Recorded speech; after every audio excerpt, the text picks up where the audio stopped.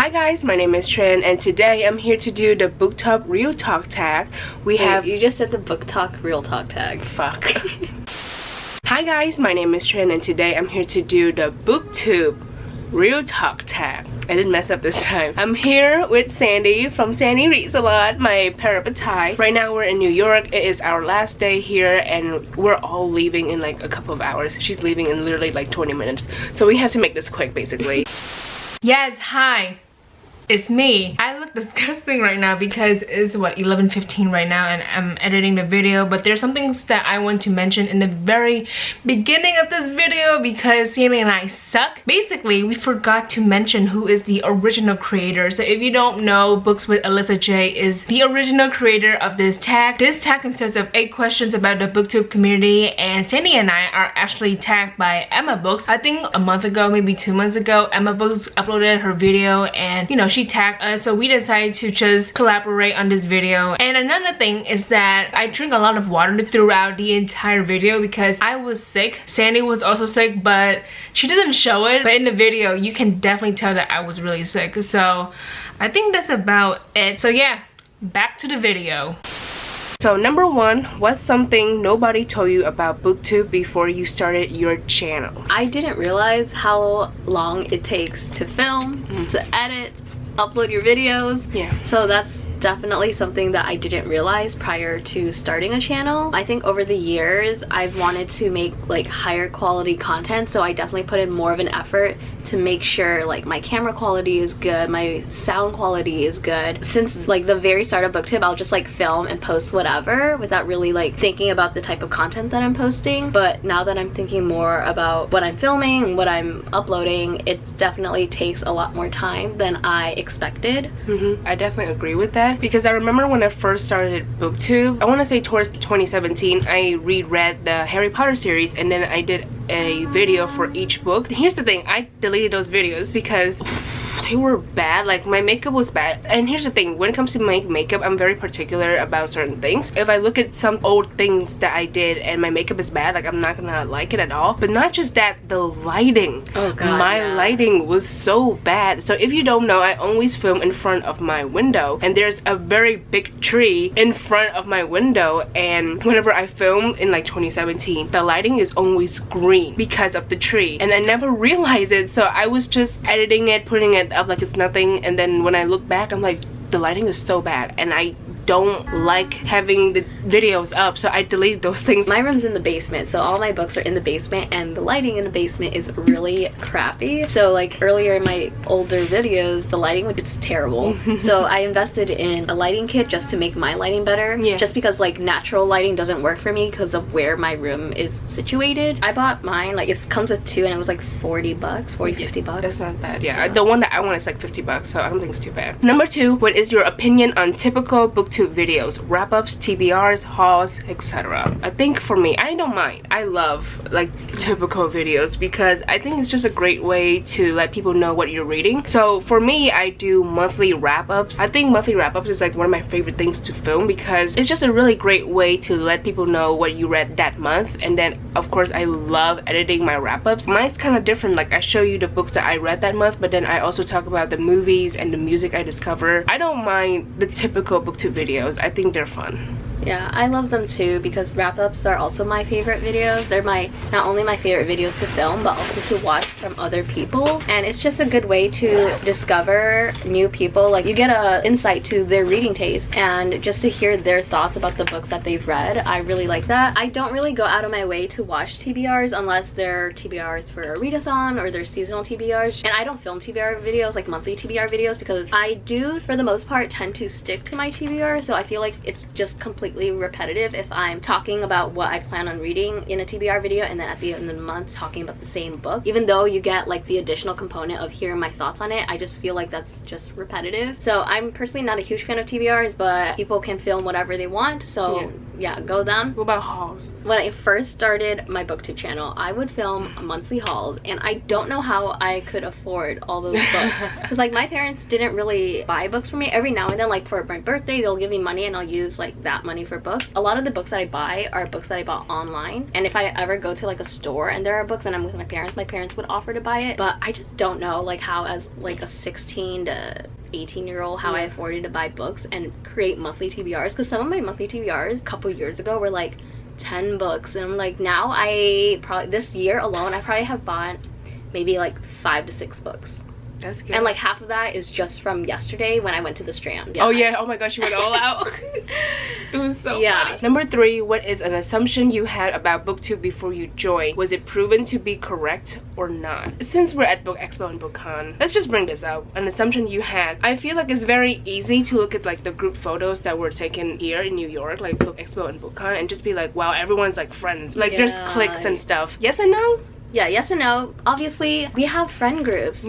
Friendships are formed organically. They can't be forced. And so when you see all these group photos and you're like, oh my gosh, everyone's like best friends, I'm having FOMO. Everyone is friends for sure, but like people also like go their separate ways. They hang out separately. We don't go as a group. 10 to everything. Yeah, like 10, 15 people. We don't do every single thing together. We eventually like we'll come together to take photos together, and then then eventually we'll disperse and do our own thing. It's not like the assumption that everyone is like completely best friends. For sure, everyone is really friendly with one another. I've never had a negative interaction with another person from Booktube or another person from the book community in general. But yeah, everyone's really friendly, but not everyone is like completely best friends. I definitely noticed like the whole clique thing, because you know it's very easy to look at the photo and be like, oh, it's the same people over and over and over again. But yeah, but they've been friends. They've also like grown their channel together. Yeah. So like there's that connection. They've attended events together for the past few years. So like those friendships are formed organically. You can't expect to go up to someone that you've barely interacted with and instantly become best friends with them. Yeah, that's not realistic. But definitely expect like a friendly interaction. For the past few years, I've been to like Book Expo or BookCon. People I've interacted with are always really welcoming and friendly, but just don't assume that you'll immediately become best friends with them, because that's not always the case. Yeah, plus it makes that person feel uncomfortable. Yeah, it does make people feel uncomfortable, you know, when you're like, just kind of forced. Like, yeah, it does feel uncomfortable when you're trying to like force something or like trying too hard. It's like, say hi, you know, introduce yourself, say ask hi, for your name, and like just talk like about like some basic stuff, like, oh, what book are you excited for? But like eventually that's it. You know, throughout the year, remember Book Expo and BookCon happens for 1 week. Yeah, once a year kind of thing. You have to take into account that there are other months. Like Sandy and I, we text each other all the damn time. Like yes, last time we saw each other was last year, but throughout 2018 and then the beginning of 2019, we text each other, we FaceTime each other, you know, we communicate almost every day. So we built our friendship from communication. So it's just not just like, oh my god, so great to see you like last year, let's just like pick up what happened last year. No, like we built our friendship over the past year, and I think that's important because that's the foundation of our friendship, you know, like books and then other things as well. Number 4, what is something you've done that has actually helped you grow your audience? When I first started Booktube, like I would make a really huge effort to watch every video that was being put out from people that I was subscribed to, and I would make an effort to comment on every single Booktube video. I don't comment on every single Booktube video now because that's just like really difficult and draining sometimes to like make that effort, but I do try to watch as many Booktube videos that I can. Commenting on people's videos consistently allows the booktuber to eventually recognize your username, and then once they begin to see that you're consistently interacting with them, then they would eventually check out your channel. I feel like that helped my channel grow at the very beginning, but now I think Twitter is definitely being on Twitter is the best way to develop friendships and to interact with other people in a more instant way, because sometimes when you're commenting on videos, it's like after the fact that the video has been posted, you know, whereas interacting on Twitter, it's real time. Everyone's on Twitter. Yeah, everyone's on Twitter. Oh my god. Yeah, I think Twitter is definitely a really great way to form friendships and to help grow your channel. It really is, yeah. In February of 2018, I was in a live show with Emma Books. It was on her channel, and we talk about the second book of TMI, and that got me a lot of followers because, you know, it's like you seeing someone who loves the Shadowhunter Chronicles, and we were just talking about it. That was such a good day for me because it was my 20th birthday, so it was lit. But then also, like, I got to be on Emma Books' channel. If you don't know, I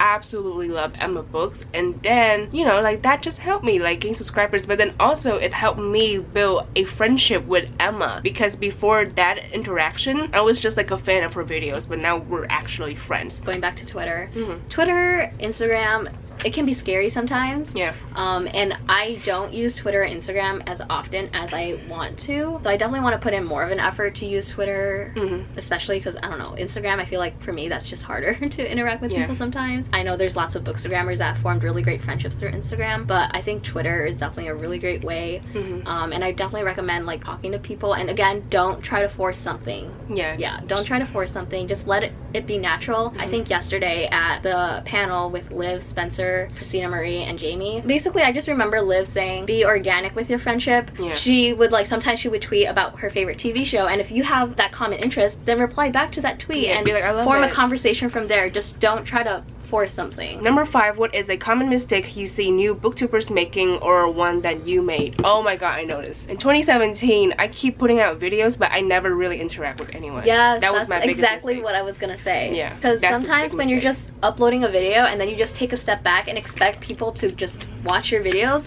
no, the YouTube algorithm is just so strange and weird. It's really hard sometimes to discover new people to watch. So if you're not making the effort, again, to interact with other people, to comment on other people's videos, you can't expect for people to find your videos. Again, with like Twitter and Instagram, people use that to promote their videos. So if you're not doing anything to promote your videos or to just make your presence known, then you would have a more difficult time trying to grow your channel. Number 6, what are your thoughts on working with publishers and sponsorships? I think it's perfectly fine as long as the person being sponsored is honest about their thoughts and definitely discloses the fact that they're being sponsored. And I just hope people are just mindful about what sponsorships they choose to accept. Because it's very easy to be like yes, but then after doing that, you're just like, but do I really believe in the company's values? Does it align with my values as well? So money is great, yes, but then of course take a step back and think to yourself, do I really want to do this for the money?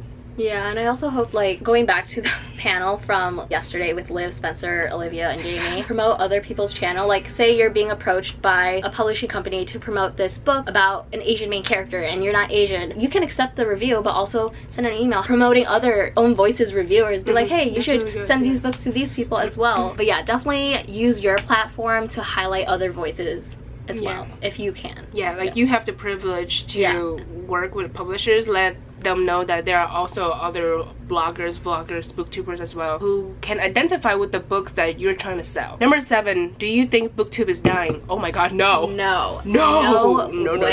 Okay. Just like going to BookCon yesterday, there are so many people that I've met yesterday or like throughout this whole week that I've never interacted with before, that I didn't know they existed, and I feel like I'm constantly discovering new people to subscribe to or to interact with on Twitter. It's just consistently growing. It really is. This year, a lot of people from Booktube went to BookCon, like, you know, flying from all over the world to go to BookCon, and I think it's really cool. Like, yes, Book Expo is kind of different because it's more strict, but BookCon is open for the public, so a lot of people went to meet each other, you know, like they know their friends on Twitter. Of course, it's important to see them in real life, and a lot of people went out of their way to go to BookCon, and I think it's really great because I get to see a lot of people that I know from Twitter, and it's nice to put a face, you know, like to see them in real life and be like, oh my god, you're this person from Twitter, because it's very different. Like, there's like a few people that I know from Twitter, but like it just didn't hit me that they're in front of me. So number 8, tag your friends. So Parina and Kevin are roomies. So this week we roomed with Kevin from Irish Reader and Parina from Parina Reads. I believe that's her channel name. God, right? Suck. I'm sorry if we're wrong, Parina, but yeah. Books with Chloe. I think she's gonna film this video with Spencer, but might as well tag her. Who cares? Blonde with a Book. Rocky, I want you to do this. Olivia Stories for Coffee. Oh yeah, we filmed a video for Sandy's channel last week. I'll have it linked in a card and then also in the description box below. The makeup book tag, so it's fun. Yeah, so basically she did the makeup book tag. I did her makeup while she just sit there and answered the questions, so I think it's really fun. I think it's gonna be interesting because in that video we were not sick. Good times, you know, when we weren't fucking dying. That was pre-Book Expo and BookCon. This is after, so you get to see the aftermath. You get to hear my voice and like see me drinking water constantly throughout the video, so it's gonna be really great. So yes, I will have that video linked down below. Subscribe to Sandy, my parabatai, of course. So that is it for today's video. I hope you guys enjoy it. Thank you so much for watching. Please like and subscribe for more videos, and I will see you guys later. Goodbye.